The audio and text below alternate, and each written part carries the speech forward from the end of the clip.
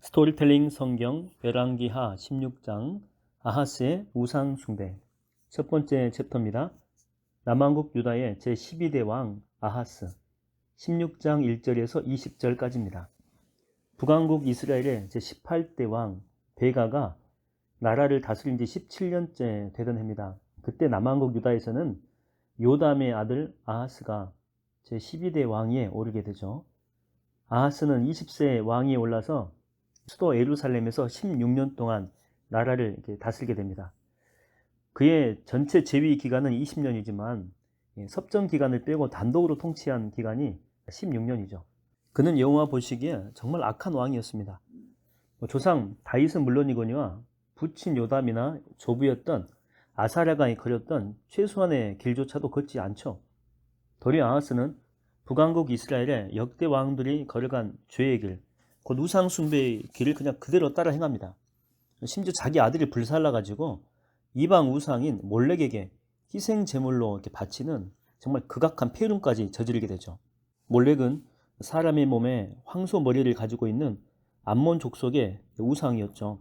가나안 원주민들도 이것들을 받아들여 가지고 섬긴 거죠. 유아 인신 제사로 유명했는데 이것은 노수로 만들어졌고 그 팔은 어린 아이를 제물로 받아들이려고 팔을 앞으로 이렇게 쭉 뻗고 있는 그런 모습이죠. 그리고 우상의 좌우에는 맹렬한 불길을 타고 있었는데 사람들은 자신의 자녀들 중 하나를 바치게 되면 남은 자녀한테 이제 복이 온다고 생각해서 이 우상에게 자녀를 희생 제물로 바쳤던 것입니다. 그러니까 유다 왕 아하스는 그런 이게 사악한 이방 풍습이잖아요. 근데 이걸 받아들여 가지고 산당과 언덕과 푸른 나무 아래에서 자신이 직접 희생 제물을 드리고 분향했다라고 하는 거죠. 그러했으니 주께서 보시기에 얼마나 악하고 가증스러웠겠습니까? 아람 왕과 이스라엘 왕이 군사 동맹을 맺고 지금 예루살렘으로 쳐들어오고 있다고? 그게 사실이냐? 아, 큰일 났다. 그 무렵에 아람 왕 르신과 이스라엘 왕 베가가 군사 동맹을 맺고 예루살렘을 침공한 것입니다. 하나님의 심판이겠죠.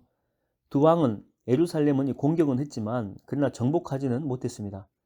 그때 아람 왕 르신은 유다 성읍이었던 엘랏을 빼앗아서 아람에 편입시키죠. 그 다음에 엘랏에 살고 있던 유다 사람들을 모조리 다 추방해 버립니다. 그러자 에돔 사람들이 얼씨구나 하면서 엘랏 성읍으로 아예 이주해가지고 정착해서 살아버리죠.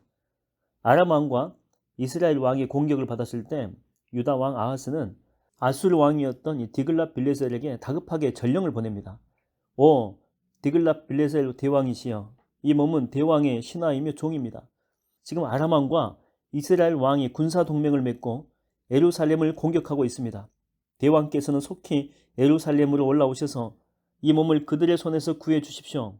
그리하시면 대왕의 신하여 이 종된 이 몸이 대왕을 잘 받들어 섬기겠습니다.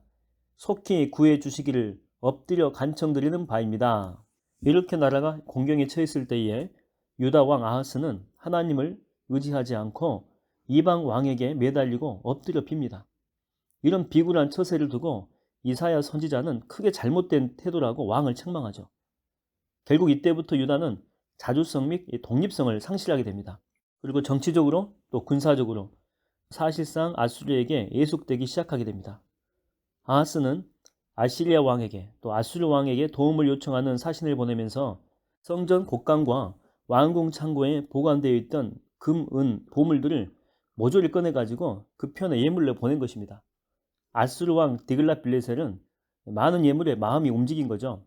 그래서 자신의 대군을 이끌고 와서 아람의 수도였던 다메섹을 공격해서 함락시킵니다. 그런 뒤에 아람 왕 르신을 죽이고 또 아람의 주민들을 포로로 사로잡아서 아수르 땅의 길 지방으로 끌고 갑니다. 됐다. 아수르 덕분에 우리가 살게 되었다. 유다 왕 아하스는 이렇게 위기에서 건져준 아수르 왕 디글랏 빌레셀을 만나가지고 경화와 감사를 표시하려고 다메섹으로 가게 되죠. 때에 아수르 왕이 그곳에 있었기 때문입니다. 근데 아하스는 다마스쿠스에 있는 큰 제단, 다메섹이죠. 이 제단을 보고 감탄한 것입니다. 그렇다.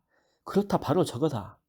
유다 왕 아하스는 저런 제단이 있었기 때문에 아수르가 강력한 국가가 되었다라고 착각한 거죠. 그래서 아하스는 제단의 모형과 구조를 세밀하게 그린 뒤에 예루살렘에 있는 대제사장 우리아한테 보냅니다. 그래서 그 도면대로 당장 제단을 만들라고 지시를 하게 되죠. 왕의 명령은 신속하게 이행되어 당시 대제사장인 우리아가 열정을 내가지고 아하스 왕이 돌아오기 전에 전해받은 이 도면대로 제단 건축을 모두 마쳐버립니다. 그 당시 왕도 타락했지만 대제사장도 타락했던 것이죠. 그는 명색이 여호와 성전의 대제사장이었지만 왕의 지시를 받고 이방의 제단을 만든 것입니다. 그는 왕의 불신앙적인 행위에 대해서 반대해야 되잖아요. 근데 그만큼의 신앙의 용기를 갖추고 있지 못했죠. 아니 그 역시도 신앙 양심에 가책이 없었다라고 볼 수 있죠. 기꺼이 이방의 제단을 제작할 만큼 세속적으로 크게 타락했던 것입니다. 이처럼 우상숭배는 북왕국 이스라엘에서는 생활의 일부가 되었고 남유다 유다에서도 뿌리 깊게 자리 잡고 있었다라고 하는 거죠. 오호, 참 좋구나. 이제 우리도 이 신들의 도움으로 부강하게 될 수가 있겠어.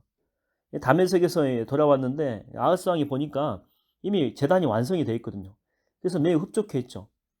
왕은 기쁜 마음으로 불살라 바치는 번제와 또 곡식으로 바치는 소제와 술을 따라 바치는 전제를 그 제단 위에 드리게 됩니다. 그리고 화목제물을 잡아서 그 피를 이방 제단 위에 뿌리게 되죠. 이때 아하스 왕은 여호와 앞에 놓여있던 본래 제단, 놋제단이죠. 번제단인데 이걸 한쪽으로 치워버립니다. 곧 성전 입구와 새로 만든 제단 사이에 놓여있던 그 놋제단을 새 제단의 북쪽에다가 옮겨버린 거죠. 말하자면 한쪽으로 그냥 치워버린 거예요. 그런 뒤에 왕이 대제사장에게 명령하죠. 대제사장 우리야, 이제부터는 새로 만든 이 큰 제단 위에 모든 제물을 드리도록 하시오. 아침 번제물, 저녁 곡식 제물, 왕의 번제물과 곡식 제물, 그리고 이 땅 모든 백성들의 번제물과 곡식 제물, 또 부어드리는 전제물을 모두 새로 만든 이 제단 위에서 드리도록 하시오. 또한 번제물과 희생 제물의 모든 피도 이 새로 만든 제단 위에다가 뿌리도록 하시오. 본래 놋제단은 내가 주께 무엇을 여쭐 일이 있을 때 그때만 사용토록 하겠소. 정말 어처구니가 없었죠. 아하스 왕은 놋제단, 이 번제단을 본래의 기능대로 하나님께 각종 제사를 드리는 이 공적인 용도가 아니라 자신이 하나님께 조언을 구할 일이 있을 때 개인적인 용도죠. 이게 그렇게 쓸 계획을 먹었다라고 하는 거죠. 이처럼 아하스는 하나님의 율법에 기록된 레위기의 제사법을 멋대로 파괴해버린 것입니다. 유다 왕 아하스의 악행은 거기에서 그치지 않죠. 그는 성전 뜰에 있는 놋 대야의 받침에서 테두리 장식을 떼어버립니다. 그리고 그 자리에서 그냥 옮겨버려요. 딴 데로. 또 놋바다를 떠받치고 있던 놋 황소들 있죠. 총 12마리죠. 이 놋바다를 또 떼어내가지고 돌받침 위에다 올려놓은 것이죠. 뿐만 아니고 아수르 왕의 눈에 들기 위해서 안식일 예배 때마다 여호와의 성전에서 왕의 자리를 치워버립니다. 그리고 성전 바깥에다 만든 왕의 전용 출입 통로도 없애버리죠. 이렇게 해서 아하스는 더 이상 여호와를 의지하지 않고 오직 아수르 왕을 두려워하고 의지한다라고 하는 그 사실을 나타내고자 했죠. 그러니까 참으로 여호와 보시기에 사악하고 불신앙적인 그런 처사였습니다. 남왕국 유다의 제12대 왕이었던 아하스의 나머지 생애와 행적은 왕실 서기관들에 의해 기록된 유다 왕들의 궁중일지인 유다 왕들의 연대기에 자세히 기록되어 있죠. 드디어 유다 왕 아하스도 생명에 다해 죽게 됩니다. 그래서 자기 조상들에게로 돌아가게 되죠. 백성들은 왕을 다윗성에 있는 조상들의 묘실에 장사하게 됩니다. 이후에 아하스의 아들인 히스기야가 부왕의 뒤를 이어서 25세의 나이로 남왕국 유다의 제13대 왕위에 오르게 되죠. 사실 히스기야는 이미 13세 때에 왕위에 올라가지고 12년 동안 나라를 다스린 섭정 기간이 있었습니다. 그러다가 이제 부왕이 죽자 단독 왕위에 오른 것이죠.